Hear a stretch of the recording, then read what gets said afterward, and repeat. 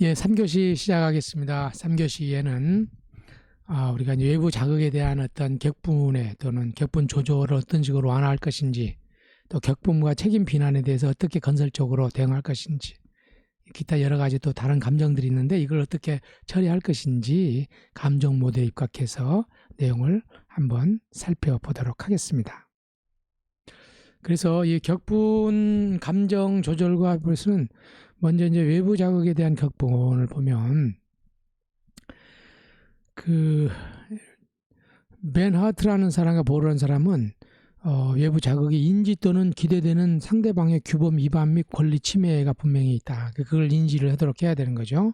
자신 또는 자신과 동일시되는 중요한 개인이나 집단의 관심사가 침해 또는 위협을 당했다든지, 이에 대한 상대방의 책임을 인지했다든지, 상대방이 납득할 수 없는 정당하다든지, 이런 것들이 실은 이렇게 격분 감정을 일으키게 되는 거죠. 상대가 어떤 규범을 위반한다든지 침해를 했다든지, 그러면 그런 경우도 있고, 또 내가 정말 소중하게 살았어야 하고 있는 사람들의 어떤 관심사가 침해된다든지 이런 경우. 그래서 여기서 보면은 책임 비난이나 보복 징벌로 이렇게 되면 격분하게 되면 책임 비난 보복 징벌로 이어지게 되면서 타인이나 기관에 대한 격분하는 사람은 열등감과 무기력, 적대감과 혐오도 같이 느끼게 된다. 예. 타인이나 기관에 대해 격분한 사람들 열등감, 무기력, 적대감과 혐오감도 같이 느끼게 되고, 갈등과 관련해서 격분을 유발하는 외부 자극을 한번 살펴보면요. 보면은 예를 들어서 부부관계 같은 게 보면은 일방적인 의사결정이라든지 중요한 관심사를 무시한다든지 판단, 의견 및 제안을 폄하한다든지 약속을 안 지킨다든지 공공장소에서 배우자를 불성실하게 대한다든지 이런 것들이 격분을 하겠죠. 가족 같은 경우는 불평등한 가족 분담이라든지 불평등한 장애 양육, 자녀의 반항, 청소년기 자녀의 통제, 자녀에 대한 불공정한 평가, 배우자의 잘못된 어떤 자녀 교육 방법이라든지요. 상거래 같은 경우에는 불량품 보급 또는 부실 서비스 같은 거, 환경보호 측면에서는 규정을 위반했다든지 예상치 않은 환경 범죄한다든지 과대 과소평가하는 배출 기준치가 있다든지요. 참조하시다는 거. 국제정치에서는 내정 간섭을 한다든지요. 또는 뭐 적극적인 어떤 적대국적인 어떤 우리가 싫어하는 적대국을 지원한다든지. 또 조정 같은 경우에는 어떤 때 분노감을 시작하냐면 당사자가 조정인이 상대방 편에서 서거나 조정의 능력이 없다고 느낄 때, 상대방과 조정인에게 보일 수 있는 기분은 능력이 없다고 느낄 때 이렇게 생각하는 문제가 발생할 수 있다. 이 부분들 참조하시면 되겠습니다. 자, 그 다음에 격분 조절과 완화는 어떤 식으로 할 것인가. 자, 격분이라는 것은 당사자가 타당하다고 여기는 규범이 무엇인지 나타내는 거거든요. 이에 상대방은 용서와 화해를 청하고 보상과 함께 장래 규범을 준수할 것을 약속한다든지 할 수도 있는데, 그렇게 이제 격분하게 되면 격분 표현으로 인해서 갈등 당사자 사이에 긴장이 지속이 되겠죠. 또 이러한 격분했을 때 역으로 즉흥적인 반응은 방어 또는 역비난으로 이어질 수가 있다. 역비난으로 이어지는 경향이 있는데, 역비난을 통해서 얻고자 하는 것은 불공평한 교환관계를 공평하게 보고, 어떤 사람이 화가 났을 때 나도 같이 확인해. 그런 것은 불공평한 교환관계를 공평하게 보고 나오고 싶은 측면이 있다는 거죠. 그 이유는 격분하여 비난하는 당사자가 자신의 도덕적 우위를 주장하고 책임을 상대방에게 돌려 동등한 책임을 요구하기 때문이다. 이것은 비난과 역비난이 적대감과 함께 고조되는 이유다. 그러니까 화를 내므로써 상대방이 문제가 있다 이렇게 보는 거죠. 따라서 조정인은 그러한 고조 상황을 완화하는 방법에 대해서 논의하는 거. 어떤 사람들은 막 갈등만 있으면 화를 내는데 그것이 책임을 타인에게 전가시키려는 경향이 있는 거죠. 다음 격분 모델의 4가지 인지 요소는 격분을 약화시키는 출발점이 되는데, 보면은요. 자, 인지된 규범 위반에 대해서 성찰을 해야 된다. 인지된 규범 위반, 격분했을 때. 인지된 규범, 그러니까 자기가 어떤 규범이나 공평성이 위반되었다고 생각하느냐. 인지된 규범 위반을 성찰하기 위해서는 먼저 규범과 요구 사항이 명료해야 되고, 그리고 다음 사항에 대해서 성찰을 해야 된다. 조정에서 어떤 사항을 성찰을 해야 되느냐면은, 오늘 질문 내용을 보면, 자, 그 규범의 근거는 타당한가? 그 타당성은 일반적으로 인정되는가? 그 타당성을 위해 특별히 요구되는 것이 있는가? 그 규범으로 인한 부작용은 무엇인가? 그래서 사람들은 분명하게 내가 마땅히 해야 된다고 생각하는 어떤 규범을 때문에 화가 나거든요. 그 규범에 대해서 명료하게 하면서 이런 부분들을 따져볼 수 있도록 질문을 던져보는 것이 중요하겠다. 조정에서 규범 갈등의 근거에 대해 충분히 논의하는 것은 쉬운 일이 아니다. 그러나 당사자들이 구체적인 상황에서 격분을 유발한 규범의 타당성에 대한 찬반 근거를 서로 교환하는 것이 굉장히 중요하다. 이거 규범의 상대화다는 거죠. 그러니까 충분히 어떤 규범 갈등의 근거를 하기보다도 당사자들이 그런 상황에서 어떤 생각을, 어떤 규범적 생각을 가지고 어떻게 화를 냈고 어떻게 했는지를 그것을 상대에게 전달할 수 있는 시간이 필요해요. 보통은 이렇게 일반적으로는 전달하면 상대방이 잘 말을 안 듣고 큰 소리를 내면서 싸우게 되거든요. 그러나 조정이 있는 상태에서는 그런 상황에서 어떤 생각을 했고 어떤 규범이 위반됐다고 생각해서 어떤 기분이 들었고 그때 당시 원하는 것이 무엇이었는지를 이야기할 수 있는 기회를 줘요. 그럼 이쪽도 이야기하고 저쪽도 이야기하게 되면 내 것만 옳다고 생각해 됐는데 시점 내 것도 이야기하고 저쪽도 이야기하고 나면요. 그러면 내 것만 절대적인 것이 아니구나 하고 생각하게 된다는 거죠. 그래서 이 규범을 상대화한다는 것이 조정에 있어서는 중요하고 그걸 조정에서 중요하기 때문에 반드시 서로의 입장이 들려지도록 하는데 굉장히 중요하다. 예를 들어서 규범이라는 것은 앞에서 이야기했지만 규범 간의 충돌이 있거든요. 동업을 하는 두 사람이 한 고객과 정치적 논쟁을 하고 있는데 한 사람이 상대방에게 자기에게만 충실하고 자기 편을 들어달라고 하면 진실 말하기 규범과 고객에 대한 예의 의무 사이에 갈등이 발생할 수 있거든요. 그래서 이렇게 어떤 두 가지 그 다음에 이제 그 복종을 요구하는 아버지 같은 거 20살 딸에게 복종을 요구하는 아버지는 내가 너를 어떤 지금까지 먹여주고 입혀줬기 때문에 나한테 복종을 해라. 이렇게 하지만 또 딸 입장에서는 보니까 어떤 부모가 자녀의 양육에 책임을 다한다고 해서 자녀의 모든 것을 결정할 수 있는 것은 아니다. 이러한 규범들, 딸과 아버지의 규범이 다를 수 있고 동업자가 자기 편을 달아달라는 동업자와 또 다른 편에 어떤 손님들에 대해서 진실해야 된다는 어떤 규범이 같이 맞물린 거죠. 환경보호 같은 경우는 요즘 중요한데요. 환경보호 규범은 환경과 환경 파괴로 인한 인간 및 동물의 신체적 위험, 기후변화, 오존층 파괴 등에 근거한다. 이 규범은 환경보호 조치와 관련하여 경제적 이익, 강도 높은 배출량 규제에 의한 기업의 수익성을 악화하고 일자리를 창출하는 것에 건강을 보호하는 또 자유권 등과 충돌할 수 있다. 환경보호 조치의 피해자가 발생할 경우 공정성의 문제가 제기된다. 예를 들어 철도를 이용하는 화물 운반은 고속도로 주변 지역 경제는 혜택을 주면 철도나 하역장 인근 주민은 피해를 줄 수 있어요. 그래서 환경보호를 막 주장하는 것이 그 지역에 경제적인 타격을 줄 수 있다는 거죠. 이처럼 실은 싸움이라는 것은 규범의 충돌에 의거든요. 그러니까 똑같은 규범을 실행하는 방법인 것도 있고 실은 규범 간의 어떤 상충에 의해서 서로 반대되는 규범의 상충에 의해서 생긴 것이라고 우리 지난 시간에 공부를 한번 했었잖아요. 그래서 이 규범이라는 것이 이렇게 생기는 부분이 있다는 거. 그 내정 간섭도 마찬가지예요. 이런 부분이 있다는 거. 그래서 우리가 인지적 부분에 어떤 규범이 때 생기는지 감정이 있었을 때 어떤 규범을 위반했는지 네가 중요하게 생각하는 게 무엇인가를 이야기해서 상대에게 들려지도록 하게 되면 서로 들려지는 시간을 많이 가지면 가질수록 규범을 상대화하는데 그 상대화가 조정의 핵심적인 어떤 그런 그 성공의 밑거름이 될 수가 있는 거죠. 예. 그런 점이 있다. 그 다음에 이 규범 인지에 대한 피해도 잘 성찰하는 것이 필요한데요. 규범 위반으로 발생하는 피해, 부담, 손익 등의 문제는 일단 구체적으로 따져본 후에 그 관련성이 성찰되고 상대화돼야 된다.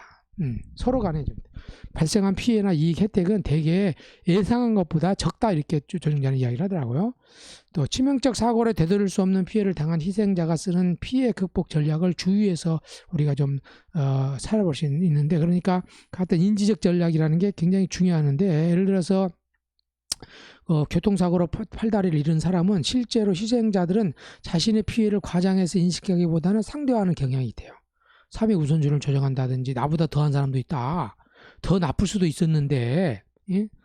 또 긍정적 경험착 이 사건으로 진정한 친구가 누구인지 내가 무엇을 할 수 있는지 또 무엇인지를 알게 됐다.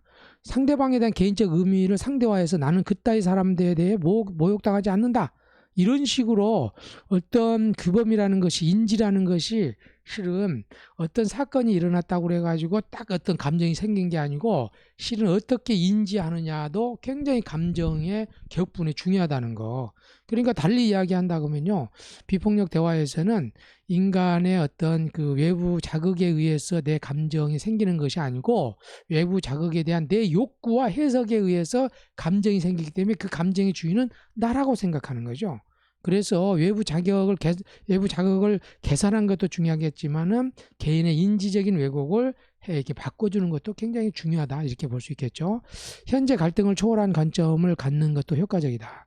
이에 관한 일례를 보면은 다른 사람들에 비하면 내가 입은 피해는 그리 크지 않다. 일반적인 사회적 인식에 비한다면 그 정도는 반항은 굉장히 사소한 거야. 널리 알려진 바에 의하면 그 정도 모욕은 별거 아니다. 그동안 수많은 승리에 비하면 이번 패배는 아무것도 아니야. 이런 식으로 우리가 해석을 인지적으로 규범 위반에 대한 인지를 이렇게 좀 해석할 수도 있겠죠. 그러는 과정에서 상대방에 대한 책임에 대해서 우리가 규범 위반했을 경우 상대방에 대한 책임을 우리가 생각하게 되는데요. 상대방에 대한 격분과 비난은 그에게 책임 있고 그가 달리 행동을 할 수 있다는 가정에 전제하고 있어요. 그러니까 꼭 그렇게 아닌 다른 방법도 있었음에도 불구하고 이 사람이 어떤 이렇게 선택을 했을 때 격분이 일어나는 거거든요. 그런데 사람들이 그래서 어떤 행동을 선택할 수 있었는데 했을 경우는 문제가 큰데, 그래서 그거에 대한 사람들의 책임 행동의 우선순위를 보면요, 첫 번째는요, 의도적이고 악의적인 행동. 이건 가장 큰 거죠. 책임이 있다. 의도적이지 않지만 어느 정도 동조한 행위, 의도적이지 않지만 부주한 행위, 선의였지만 결정적으로 부적절한 행동, 통제할 수 없는 충동적인 흥분된 행동, 타인의 교사, 설득, 유인, 명령으로 인한 공동으로 책임져야 하는 행위. 그러니까 이러한 것들이 어쨌다는 거죠. 책임의 우선순위가 쭉 떨어지는 거죠. 의도했을 경우, 의도했다고 생각했을 때 법정에서도 굉장히 형량이 크잖아요. 다음과 같은 이유로 책임을 거부할 수도 있어요.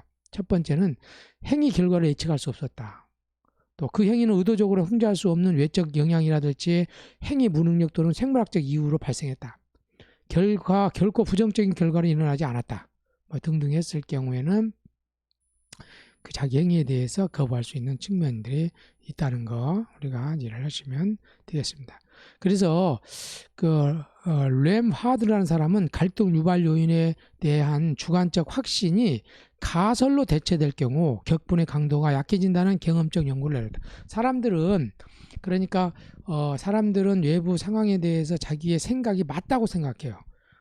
분명히 저 사람은 우리를 무시한다든지 우리가 잘못했다든지 하는데 그것을 가설로 인식한다. 하나의 확실한 것이 아니고 그럴 수도 있다. 그렇게 생각할 수도 있다. 하나의 가설로 생각하면 할수록 실은 격분 강도가 약해진다는, 그럴 수도 있고 꼭 그런 것이 아니고 그럴 수도 있다. 이렇게 아직 확인되지 않았지만 그러지 않을까 하고 가설로 했을 때 격분 강도가 약해진다는 거.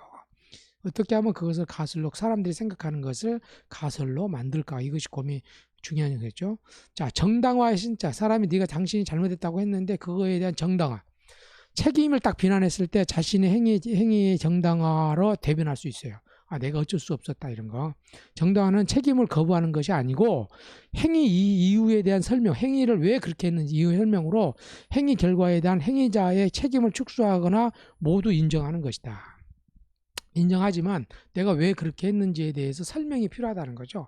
근데 실로 갈등이 일어나냐면요, 그 행위의 이유에 대해서 설명을 사람들이 들을 수 있는 시간이 부족해요. 저 같은 경우도 시민참여당 활동을 하다 보면요, 우리가 같이 이렇게 앉아서 이야기하면 내가 왜 이것을 했는지에 대한 이유를 설명할 수 있는데 그냥 카카오톡이라든지 제3자를 통해서 딱 전달을 해버리니까 이 행위에 대한 이유를 설명할 수 없으니까 답답하더라고요. 그러니까 이 정당화도 필요하다. 왜 그렇게 할 수 있는지는 정당화가 굉장히 좀 필요하다는 거. 그 정당화의 예를 보면 이렇게 다양할 수도 있습니다. 그 행위는 더 큰 사고를 피하기 위해 필요했다. 그 행위는 문제를 초래했지만 그보다 더 큰 긍정적 효과가 있다. 그 행위로 긍정적 효과를 기대할 만했다. 그 행위로 인한 피해자는 이미 그 위험을 잘 알고 있었다. 등등등등 이렇게 했을 때 정당화의 가능성이 있다는 거죠. 이렇게 있다는 거. 그래서 정당화도 중요한 측면이 있다는 거 보시고, 그다음에 타인의 정당화를 수용하는 경우, 타인이 내가 어떤 행위에 대해서 이야기하는데 그걸 수용하는 경우는 어떤 경우냐면 그 이후에 첫 번째 정당화에 대해서는 그로 인한 위험의 종류, 개연성 그리고 그 정도를 묻는 거. 두 번째 정당화에 대해서는 긍정적, 부정적 효과를 저울질해서 계산하는 경우. 여섯 번째 정당화에 대해서는 상대방의 이해관계를 평가하고 그에 따른 자신의 피해를 따져본다든지.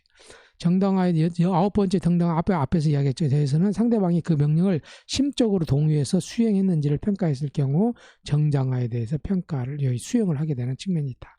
정당화가 격분과 책임 비난을 완화시키는 것은 격분한 상대방이 그 정당화를 믿고 수용할 경우에만 가능하다. 정당화를 위해서 충분한 그러나 이것이 그래서 이제 정당화가 대부분 격분을 낳기 때문에 이 정당화에 대한 충분한 논의가 조금 필요하다는 거 이런 것이 필요하다. 그러니까 제가 갈등 조정을 해보니까요, 실은 본서클에서 실은 우리가 그 본서클에서 무슨 질문을 하게 되냐면요, 본서클에서 그 두 번째 질문이 그때 그 일과 관련해서 지금 내 마음이 어떤지 누가 뭘 알아줬으면 좋겠는가, 그 행위에 대해서 진심으로 원하는 거에 대해서 이야기하게 되면 사람들이 그 행동에 대해서 좀 이해하는 경향이 있더라고요. 본서클에서 세 가지 질문을 드렸는데 그러다 보면 두 가지 질문이 지나고 나면 굉장히 원활한 것을 우리가 좀 볼 수가 있습니다. 기타 감정 분석 한번 내용들을 보면요, 우리가 죄책감과 시기, 질투 같은 경우도 굉장히 우리가 중요한데요. 자, 적대감과 증오는 격분에 자기 무능력에 대한 인지가 덧붙여진 감정이고, 이들 감정을 분석하고 조절하기 위해서는 겪은 감정에 사용된 방법을 정의할 수도 있다. 그래서 개별 감정을 분석하기 위해 인지적 요소가 포함된 인지적 감정 모델을 정한다. 어떤 규범이 침해당했는지. 갈등 당사자와 대화에 이 모델을 적용하여 갈등 당사자로 하여금 감정을 유발한 자극에 대한 자신의 입장과 평가를 이해하고 명료하도록 하고, 그리고 조정인으로서부터 이해받고 있음을 알게 하고 자신의 감정을 과거보다 더 잘 이해하도록 한다. 아울러 상대방에게도 자신의 감정적 반응을 알아듣도록 설명할 수 있어야 된다. 이 모델의 핵심 요소들을 기초로 하여 감정 조절 전략을 세우는 것이 중요한 측면이 되겠습니다. 그래서 이런 측면들이 있는데, 자, 조정에 있어서 죄책감이 굉장히 좀 중요한데, 또 죄책감 같은 경우, 죄책감을 유발하는 상황들을 보면요, 어떤 타인의 규범 또는 상태와의 권리를 침해했다든지, 책임, 즉 달리 행동할 수 있었는데 결과도 예상이 되었다든지, 자신의 행위에 대해 납득할 만한 정당화를 할 수 없을 경우에는 죄책감이 생기겠죠.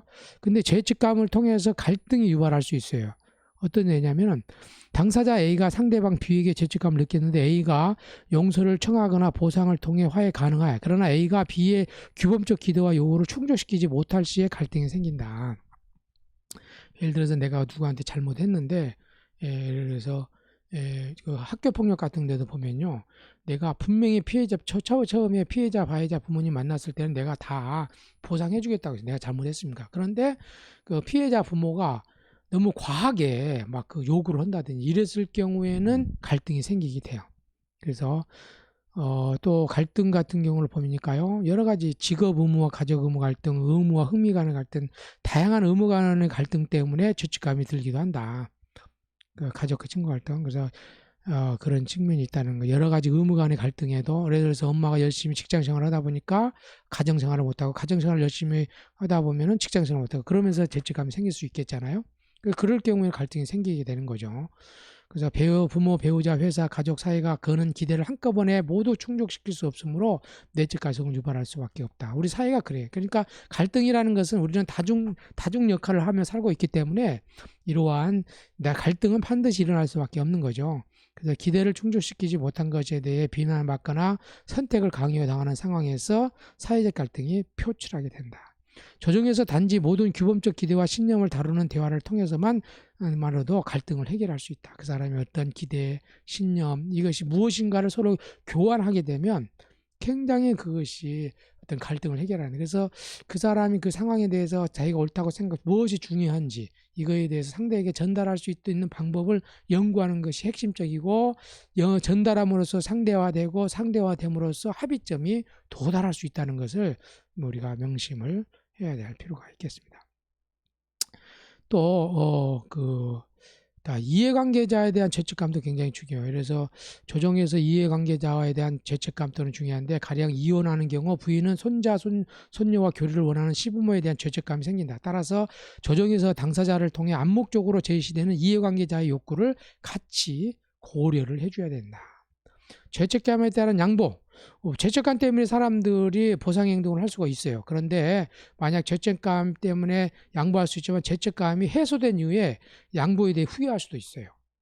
그러니까 이 죄책감에 대한 그것이, 그런 걸 잘 고려를 해야 되고, 죄책감 처리를 어떻게 할 것인가. 보통 죄책감은 대화를 통해 갈등 당사자들이 서로 다른 규범 신념을 밝혀내고, 분명히 서로 어떤 다른 규범 신념 때문에 했다는 걸 밝혀내고 그 차이를 좁힐 수 있는 방법을 탐색해서 내정을 갈등을 야기하는 규범적 신념, 비합리적인 신념을 인식하도록 하면 죄책감이 사라질 수도 있어요. 그 다음에 상대방도 이 점을 인정하고 기대를 접할 수 있다면 갈등을 해결할 수 있다.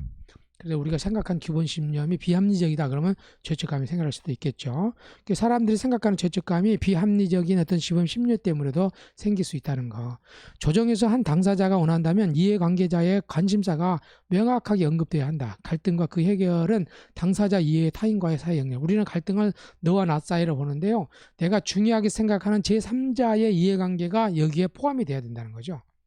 그 다음에 상황을 보면요, 죄책감 발생과 죄책감의 어떤 그 내용에 대해서는 이렇게 쭉 한번 참조를 하시면 되겠습니다.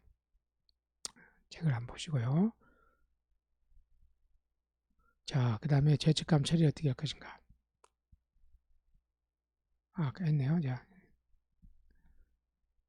이것은 여기서 마무리 짓도록 하겠습니다. 자, 그래서 이제 그 다음에 이제 시기나 질투도 있어요. 한번 간단히 한번 알아볼게요. 자, 시기라는 것은 뭘까요? 자, 시기는 자신이 원하는 것을 다른 사람이 가지고 있을 때 느끼는 부러움과 시샘의 감정을 의미하고요. 사촌이 땅을 사면 배가 아프다 그런 말이 같이 시기는 불안, 격분과 달리 잘 표현되지 않지만 갈등 행위를 유발하는 중요한 동기가 된다. 그래서 시기하는 당사자는 시기받는 상대방을 무가치한 존재로 깎아내리고 상대방에 대항하기 위해 남들과 편짝기를 비롯해 상대방을 고립시키기도 하는데, 따돌림 또는 시기로부터 비롯될 수 있고요. 시기로 상대방을 직접 공격하기도 하고, 직장, 학교, 가족 등 사회체계에서 상대방이 우대받으면 불공평하다고 비판하고 많은 갈등을 유발하고 지속시키는 불화를 야기하기도 한다. 자, 시기는 친밀한 관계에서 발생하기 쉬운데 정치, 언론, 스포츠, 기업, 학계 등 모르는 유명인보다도 형제자매, 친구, 동료 또는 이웃의 경쟁에서도 기인을 하게 됩니다. 자, 사회적 시기도 있어요. 이것도 굉장히 중요한 측면이 있는데요. 이른바 사회적 시기는 부유한 일부 사회 계층에 대한 부정적 감정을 이야기하는데요. 그래서 항의 시위나 임금 협상, 부유층에 대한 비난, 범죄, 또 청소년 범죄는 이런 것도 다 사회적 시기다. 청소년 범죄는 성인의 자율성과 자원에 대한 시기에서 비롯됐다고 설명되기도 하고요. 특히 학교와 집단에서 자존감이 낮은 청소년에게 범죄 행위는 사회 주류 집단의 규범에 대한 반항, 동료에 대한 소유 과시 등 기능을 가지고 있다. 조직에서 당사자의 안정적인 자존감과 시기 감정 처리는 조정인의 능력에 달려있고, 경쟁관계를 협력관계로 전환시킴으로써 시기에 대한 어떤 갈등이 해결할 수 있도록, 경쟁관계에서 협력적 관계로 잘 할 수 있도록 만들어주는 것이 굉장히 중요하겠고요. 시기 발생의 예를 보면은 당사자 A가 자신의 자산, 명성, 능력, 실력, 지위 등을 상대방 B와 비교하여 자신보다 B가 더 낫다고 인식한다. 이러한 인식은 부러움, 도전, 수치심, 자부심, 격분, 자책감 등 무관심으로 이어지고, 시기는 다음과 같은 평가들이 추가되면서 발생하는데요. A가 B와의 차이를 열등감을 느끼고 A는 B와 경쟁관계에 있고 A는 실력, 좌우면에서 B와의 차이를 극복할 생각하고 A는 B가 지위, 명예, 업적 등을 정당하게 획득했다고 생각한다. 그렇지 않으면 불공정이라고 생각하고요. A는 자신의 열쇠를 자기 책임으로 보지 않는다. 자기 책임으로 본다면 수치심, 죄책감을 가지게 되고요. A는 B보다 나은 자신의 장점을 보지 않는다. 장점을 보게 되면 B에 대한 열등감이 상승하게 되는 이런 측면이 있다는 거고. 자, 그러면 시기 조절 방법은, 자, 시기하는 당사자는 시기받는 상대방이 소유한 좋은 것과 그의 성공을 평가절하하고 좋은 것에 대해 의미를 부여하지 않는 집단을 옹호 집단으로 삼고 상대방에 대한 나쁜 정보를 통해 폄하하는 경향이 있습니다. 시기받는 상대방과의 경쟁관계는 변할 수 있고 상대방이 시기하는 당사자를 좋게 평가하면 관계는 변할 수도 있다. 시기 성향의 사람은 자존감이 굉장히 약한데, 그래서 자신의 성공, 긍정적 성격과 능력, 사회적 인정에 대한 인식을 통해 자존감이 높아지면 시기를 줄이거나 피할 수 있고, 근본적인 안정을 위해서는 교육훈련, 새로운 대인관계 또는 사회 참여 등을 통해 자신감 향상을 위한 자기개발이 필요라. 그래서 이제 좋은 측면들을 자꾸 부각시켜 주는 것이 시기를 극복할 수 있는 방법이 하나다. 이렇게 생각을 하시면 되겠습니다. 자, 질투도 한번 보겠습니다. 자, 질투. 모든 삼각관계가 질투는 아니다. 모든 삼각관계. 조정희는 삼각관계에서 일어나는 모든 감정이 질투가 아니라는 점을 각별히 좀 유념할 필요가 있고요. 당사자 A는, 예를 들어서 당사자 A는 상대방 B, 배우자, 아버지, 상사, 동료 등과 가지고 자기만 특별히 사랑하고 인정하여 필요하다고 믿는다. B의 A에 대한 좋은 평가는 A의 자기인식을 고무하고 A는 B가 C, 다른 남자, 동생, 동료, 상사를 자신과 동등하게 또는 자신보다 더 많이 사랑하고 인정하며 필요하다고 추측한다. A는 C를 경쟁자로 인식하고 이로써 A는 자존감 위험을 받고 A는 B로부터 좋은 평가를 확인하거나 다시 받고자 하는 경향이 생기게 되는 그런 삼각관계에서 질투와 그 밖의 감정을 한번 보면은 삼각관계에서 발생하는 모든 감정은 질투라고 할 경우가 많다. 하지만 감정은 질투 위에 B와 C 사이의 격분, C에 대한 시기, C에 대한 패배의 수치, B를 잃은 불안, B에 대한 모욕 또는 좋은 평판을 잃은 비애 등으로 구분될 수 있어요. 이 격분은 A와 B의 독점적 관계를 B와 C가 침해했을 경우, 또는 A가 C를 매력을 시기할 수도 있고, 또 수치, 모욕 이런 부분들이 있겠죠. 다양한 감정이 있을 수 있다는 거 한번 이해하면 되고요. 자, 질투 조절을 어떻게 할 것인가. 자, 질투를 유발한 A의 인식이 잘못된 것일 수도 있다. B가 C에 관심을 갖는 것은 A의 실익 또는 A의 지위를 향상을 위한 것일 수도 있고, C와의 관계를 경쟁관계로는 볼 수가 없고 C가 A를 인정하고 있고 협력을 원하고 있다는 사실을 A가 알면 A와 C의 관계는 변하게 된다. 가장 좋은 것은 A의 약한 자존심이다. A는 자신에 대한 C의 좋은 평가에 의존한다. A는 자존감을 높이기 위해 자신의 성과, 사회적인 인정, 실력에 대해 자각하는 것이 도움이 되고, 아울러 잠재력과 교육, 경력, 사회 참여, 사회적 교류 등을 통해 자존감을 높이는, 그래서 시기와 질투이 똑같죠. 자존감이 낮은 데서 배우기 때문에 자존감을 높일 수 있는 여러 가지 전략들이 굉장히 필요한 부분도 있다는 거.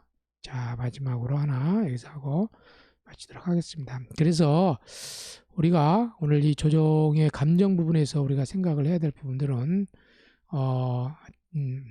이거 아니고 우리가 격분한 갈등 당사자에 대해서 우리가 이렇게 갈등 당사자 일방이 상대방에 대해 격분할 경우 조정희는 즉시 그에게 다음과 같은 말함으로써 둘 사이의 직접적 분쟁을 막을 수 있다. 이 말이 굉장히 중요한 거예요. 여기서. 당신은 격분한 것 같습니다. 당신에게 매우 중요한 것이 있는 것 같은데 저도 그것을 이해하고 싶습니다. 격분한 사람은 대개 규범, 권리, 약속 등이 지켜지지 않았다고 생각합니다. 당신이 정확하게 무엇을 생각하는지 알고 싶습니다. 그걸 이야기해 주시겠습니까?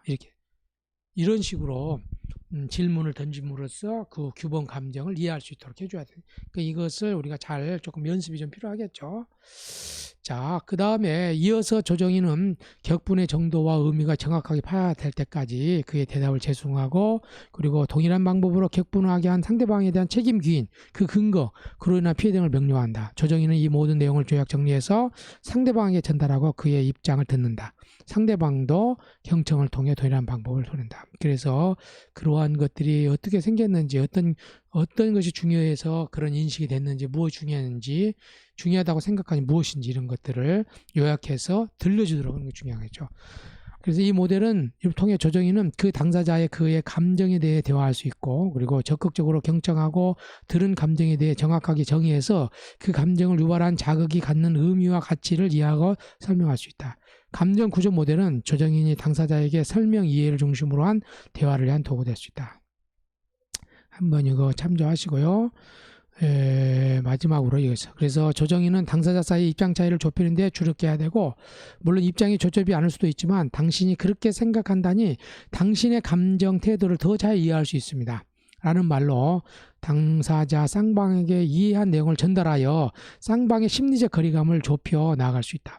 당사자 사이에 서로 상반된 입장, 관심사, 평가의 차이가 크더라도 잘 이해했다는 서로의 확신만 있으면 갈등이 완화된다. 동조하라는 말이 아니라는 거죠. 그래서 오늘 전반적으로 여기에서 우리가 그 생각을 해보면 뭐냐면요, 감정을 일으킨 것은 분명히 규범 신념이 있다. 또 그 욕구가 있다는 거죠. 그래서 상대에게 당신이 어떤 상황을 보고 무엇이 중요해서 어떤 것들, 어떤 규범이 침해당해서 그랬는지 이야기하도록 하고, 그것을 타인에게 전달한다든지 아니면 조종자가 요약해서 전달해 주고, 그 다음에 중간에 타인도 그거에 대해서 어떤 분노 감정이 들었는지, 뭐가 중요해서 그랬는지, 그 다음에 그에 대한 욕구가 무엇인지를 물어봐서 이야기하도록 하고, 직접 전달해서 그 사람의 대상자가 그것을 다시 되돌려 줄 수도 있고, 어려운 것 같은 경우는 조종자가 그 이야기를 듣고 다시 되돌려 줌으로써 이것이 상대에게 전달이 되면서 상대화된, 서로 규범이 상대화되면서 합의점을 찾을 수 있는 그런 가일로 갈 수 있다는 거죠. 그래서 이 장에서는 조금 길게 했지만 실은 조종에 있어서 감정을 잘 다루는 거, 분명히 규범 신념이라든지 규범 어떤 공정한 어떤 무엇이 중요하게 생각하는 것에 대한 인식, 이런 것이 있다는 것을 이 장에서 여러분들이 명확하게 아시면 좋을 것 같습니다. 네, 수고 많으셨습니다.